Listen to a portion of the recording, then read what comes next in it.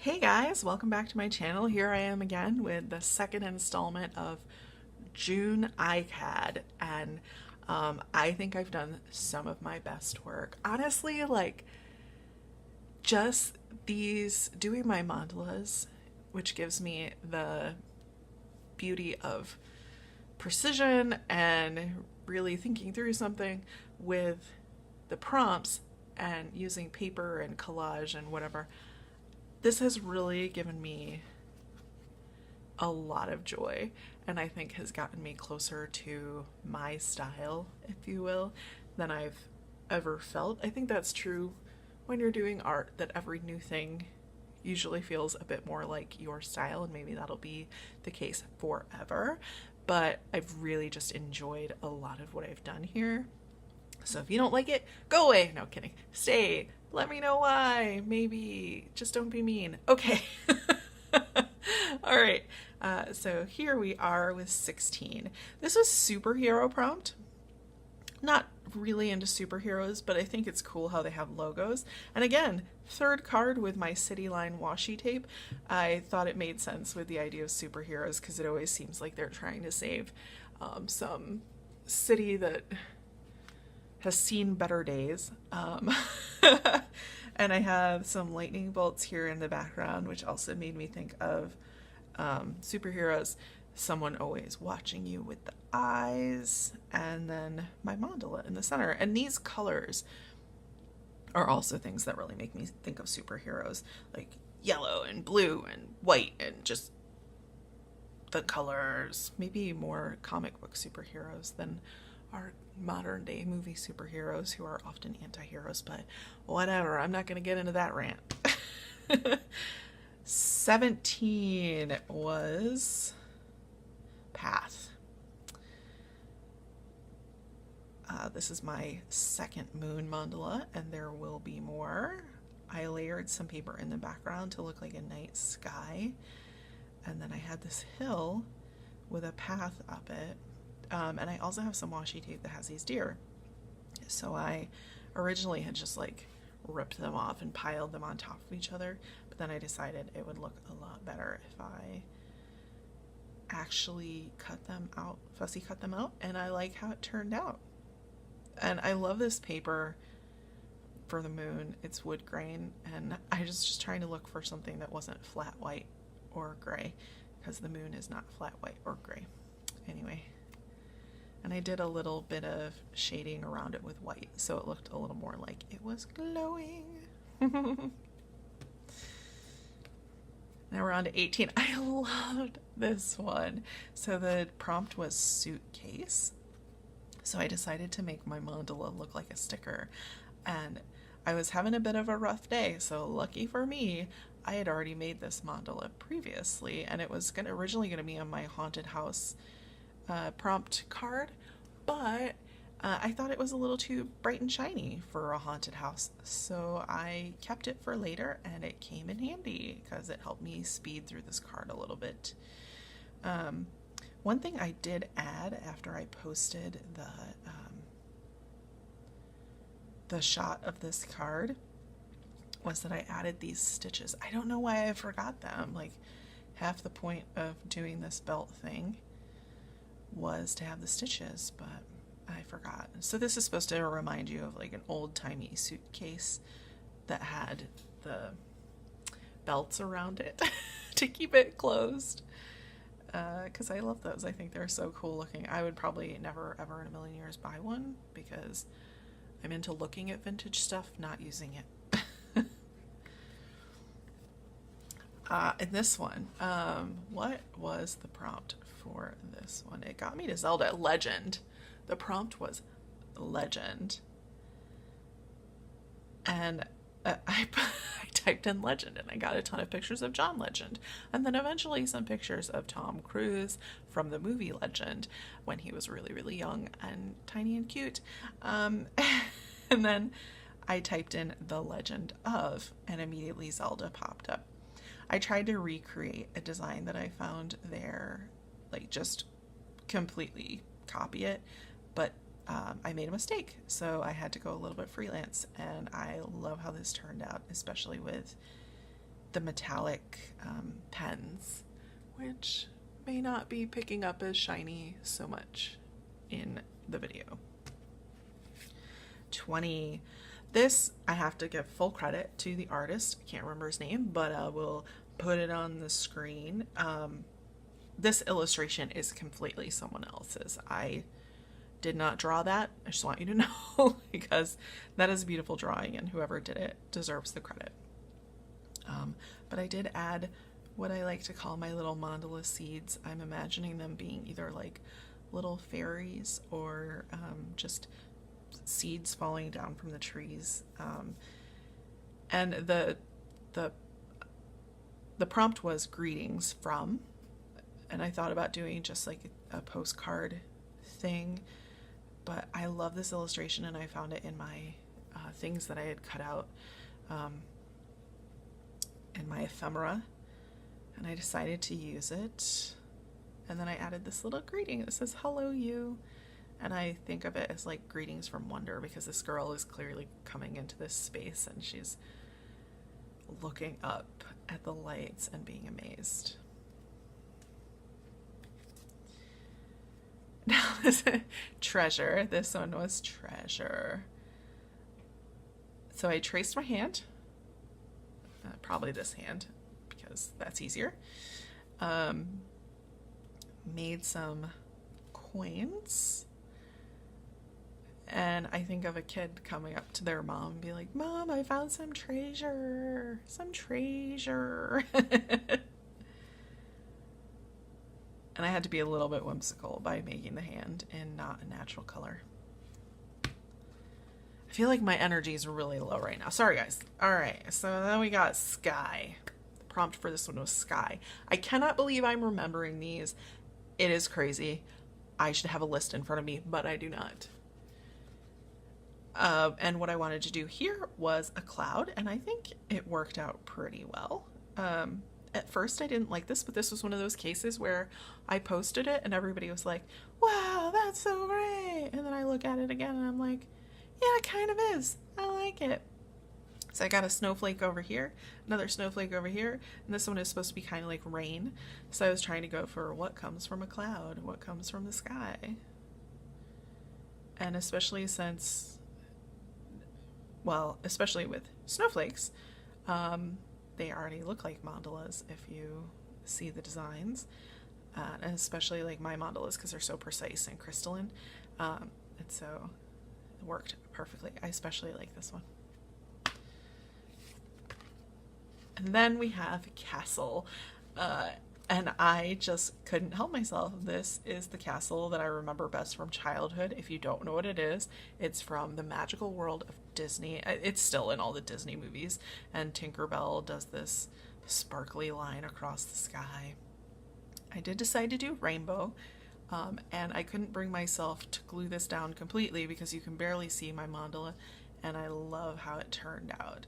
Oh my goodness, I adore this part of it especially. I'm gonna need to recreate this design and so that you can actually see the whole thing, and probably put it on my wall because I adore it. It's so beautiful. So I worked from the outside in. Sometimes I do that.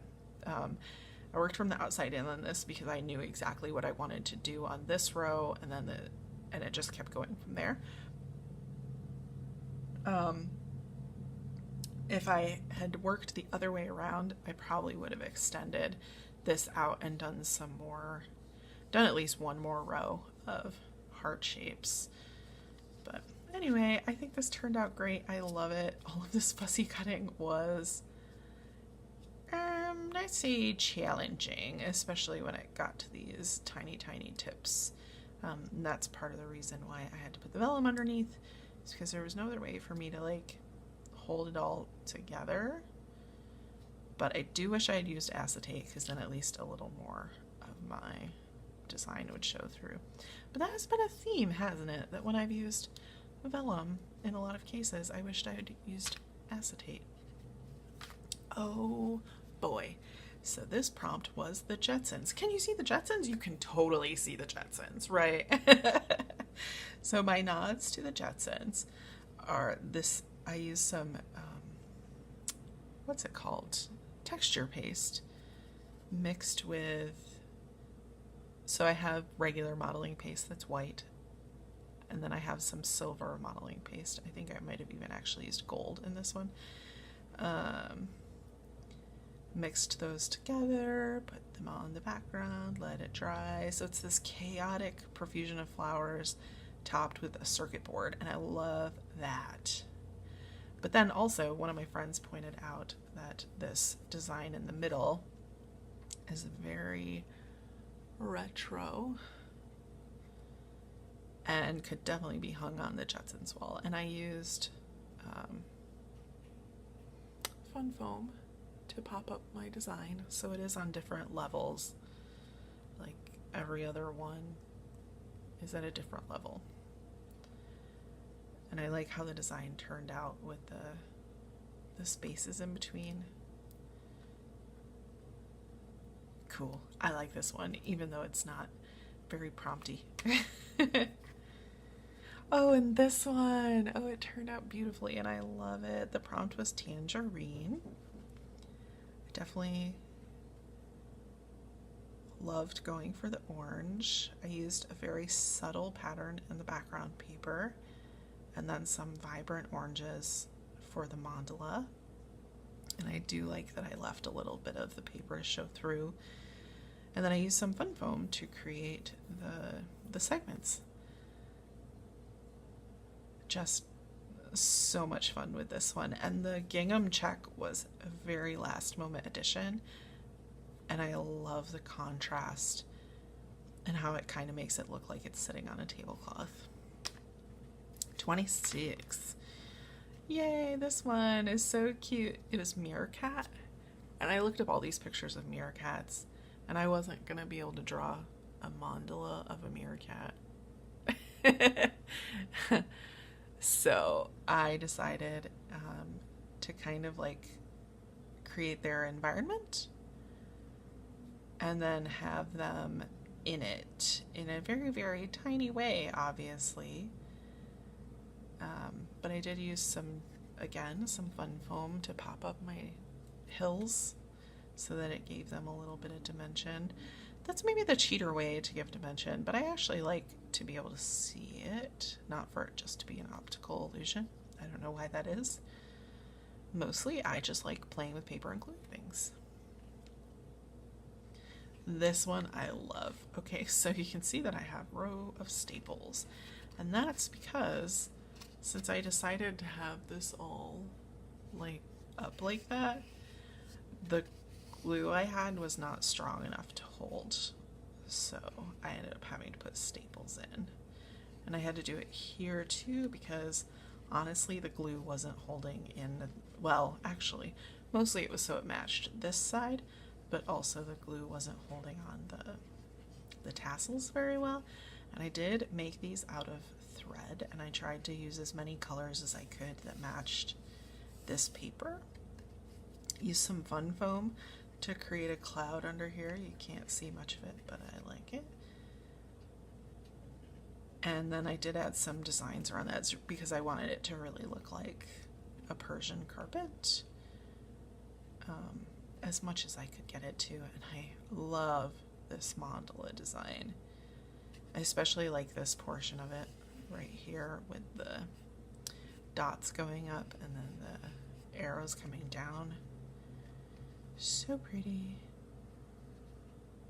It's going to be a difficult one to store because there's an awful lot of dimension there. It's probably like 3/4 of an inch off the card. So magic carpet was that prompt. This prompt was garden, and I had so much fun making this. Got out my embossing powders, some silver and gold, and I absolutely love how my mandala on this one really blends in to the background, or blends in with the flowers, because that's what I was going for. Part of me wishes that I had a pen to use to put down embossing fluid, but at the same time, if I did that, the lines especially on this portion, couldn't have been so intricate. So I actually really like how this turned out. So I did a layer of stamping on the card itself and used silver and gold embossing powder to do the flowers directly on the card.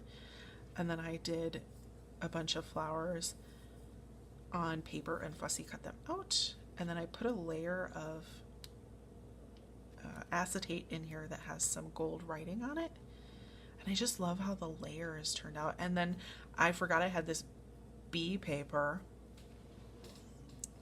and I thought it was a perfect little extra touch to put in there. And since gluing down acetate is not that easy, I did use my Tim Holtz stapler. Now we've got, oh, haha, patisserie. I love watching cookie. One of the things I watch constantly on YouTube is baking shows. I don't know why I do it, because I don't like baking. So maybe it's because I get pleasure out of seeing someone else bake so that I don't have to do it myself. But I do like the concept of decorating cookies with really intricate designs. So I decided that's what I would do. I would use some fun foam that I painted a little bit golden brown here in the background. And then I used some white paper as the frosting.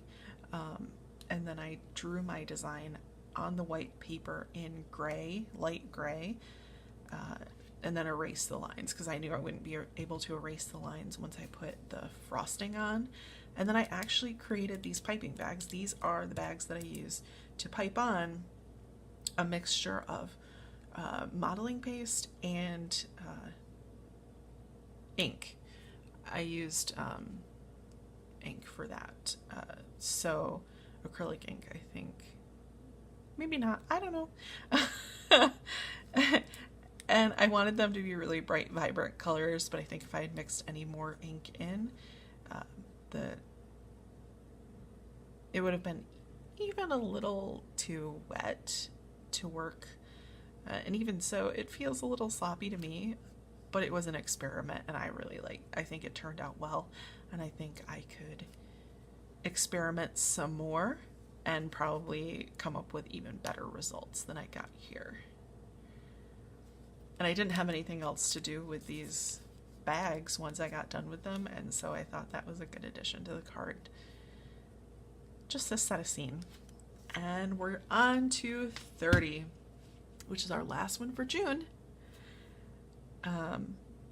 Playing cards. I had a ton of fun with this. I did learn that white jelly roll pen disappears if you heat it.